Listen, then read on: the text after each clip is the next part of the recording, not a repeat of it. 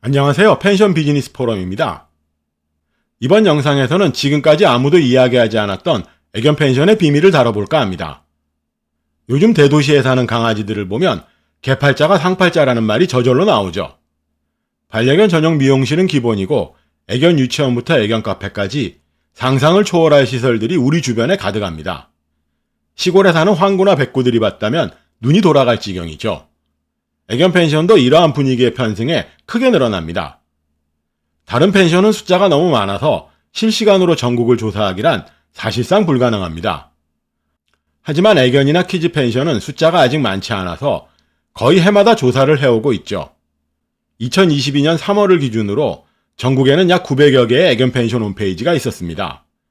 2020년에 조사했을 때보다 2배 이상 숫자가 늘어났죠. 전체 펜션 숫자와 비교하면 크게 늘어난 건 아닙니다.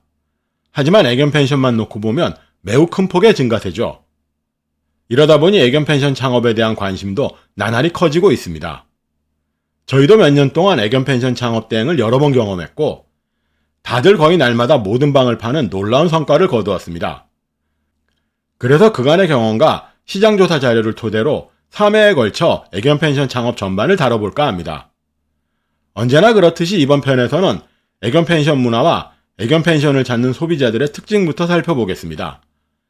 그리고 애견 펜션 창업의 구체적인 방법은 다음 편부터 자세히 알아보도록 하죠. 자, 그럼 지금 바로 시작하겠습니다.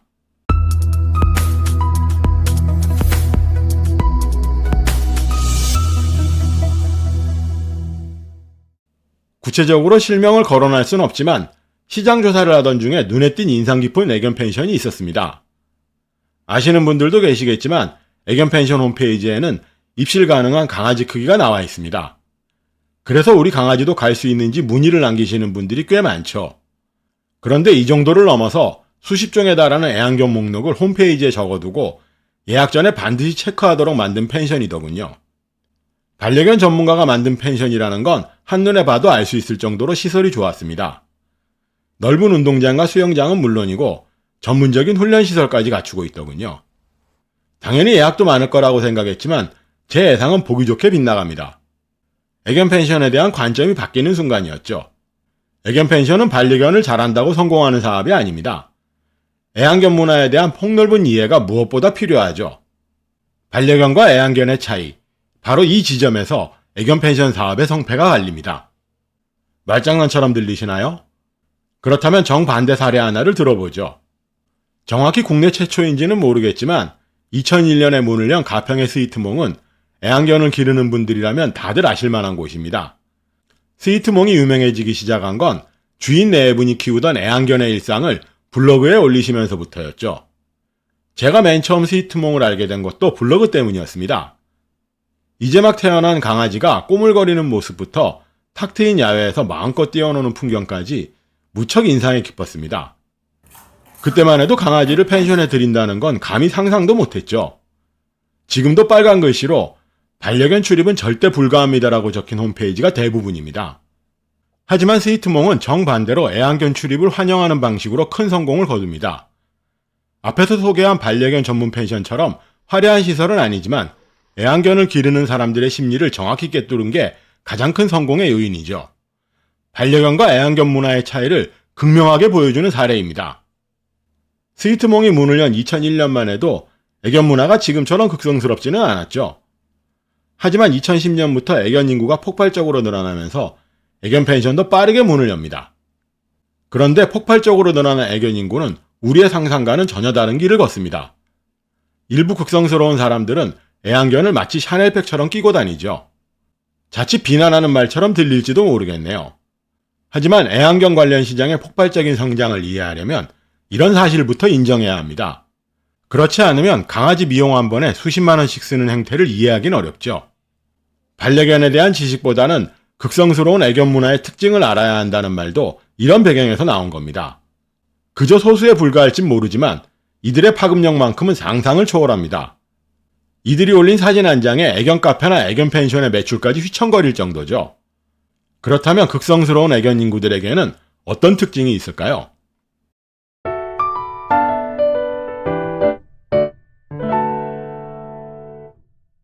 반려견을 키워본 적이 없는 사람들은 건강하고 성격 좋은 강아지를 키워야 한다고 여기겠지만 극성스러운 애견인들은 작고 예쁜 강아지를 최고로 칩니다. 말티즈가 우리나라 애완견 중에 가장 많은 숫자를 차지하는 것만 봐도 알 수 있죠. 아파트 위주의 주거문화 때문에 덩치 큰 애완견을 키우기 힘들다고 여기실지도 모르겠지만 실제로는 과시욕이 가장 큰 원인입니다. 리트리버 같은 대형견을 아파트에서 기르는 사람도 많고 공원에 나가보면 생전 처음 보는 강아지들도 꽤 많습니다. 미안한 얘기지만 이들 대부분은 애견 펜션의 고객이 아닙니다. 손바닥만한 강아지가 주로 오는 곳이 애견 펜션이죠. 아니 정확히 말해 조망만한 강아지를 품에 안고 오는 손님이 애견 펜션의 핵심 고객층입니다. 소형견에 대한 집착이 어느 정도냐면 유명한 샵에서 분양하는 소형견 중에는 1,000만 원이 훌쩍 넘는 강아지들도 많습니다.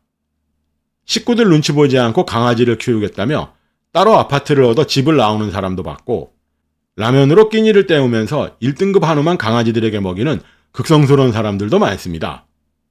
그런 별난 사람이 얼마나 된다고 호들갑이냐는 분도 계시겠죠. 별난 사람들은 무시하고 평범한 손님만 받으면 되지 않냐는 의견도 있겠죠. 하지만 이런 극성스러운 사람들을 잡아야 평범한 사람들도 따라옵니다.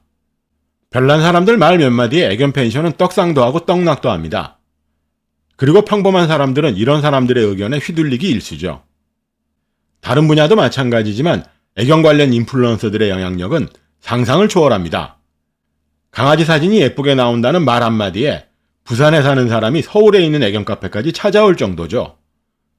강아지 옷이나 사료 같은 소소한 용품에까지 큰 영향력을 미칩니다. 인플루언서가 올린 신상품 사진에 좋아요가 달리면 불과 한두 시간 만에 품절이 뜹니다. 이러니 애견 펜션은 어느 정도인지 구구절절하게 설명할 필요도 없죠. 지금 당장 네이버에 들어가 애견 펜션으로 블로그만 검색해봐도 알 수 있습니다. 앞에서 900여 개가 넘는 애견 펜션이 있다고 했지만 온라인에서 이름이 오르내리는 애견 펜션은 10손가락 꼽기에도 모자랄 정도입니다. 겉으로는 아닌 척해도 유명한 인플루언서들의 일거수일투족은 늘 관심의 대상이죠. 그래서 새롭게 문을 연 애견 펜션을 홍보하는 방법은 어렵지 않습니다. 영향력 있는 사람들 몇 팀만 초청하면 얼마 지나지 않아 예약은 물밀듯이 밀려듭니다. 객실 요금도 아무런 문제가 되지 않습니다. 우리 강아지 사진만 예쁘게 나온다면 억만금을 줘도 아깝지 않다고 여깁니다. 대신 좋은 평이 나오지 않으면 살아남을 가능성은 거의 없어지죠. 싼 값에 방을 팔며 인양저냥 버틸 뿐입니다. 애완견 문화에 대한 이해가 애견 펜션 창업의 첫 번째 시작이죠. 커플이나 가족은 인테리어나 시설로 극복할 방법이 있지만 애견이나 키즈 펜션은 그들의 문화를 이해하지 못하면 절대 성공하지 못합니다. 커플이나 가족은 여자들 마음만 붙들면 되지만 애견 펜션은 견주와 강아지들을 동시에 사로잡아야 합니다. 키즈 펜션도 마찬가지죠. 제가 이런 얘기를 할 때마다 무슨 개똥 같은 소리냐는 표정을 짓는 분도 계십니다. 서울 근교의 고급스러운 인테리어로 애견 풀빌라를 만들면 대박 나실 겁니다. 저도 이런 속편한 얘기나 했으면 좋겠습니다. 하지만 신축 현장 노가다로 시작해 여기까지 와보니 이런 식의 단순한 논리만으로는 부족한 게 펜션 사업이더군요. 소비자들이 원하는 게 무엇인지 정확히 알고 거기에 맞는 적절한 방법을 찾아야 제대로 된 펜션 창업이 가능합니다. 얼핏 들어서는 대단히 어려운 일 같지만 애견 펜션은 극성스러운 애견 문화만 이해하면 어렵지 않게 성공할 수 있습니다. 그럼 다음 영상에서는 애견 펜션의 입주와 건축, 인테리어에 대해 이야기 나눠보도록 하죠. 오늘도 긴 영상 시청해주셔서 감사합니다. 지금까지 펜션 비즈니스 포럼이었습니다.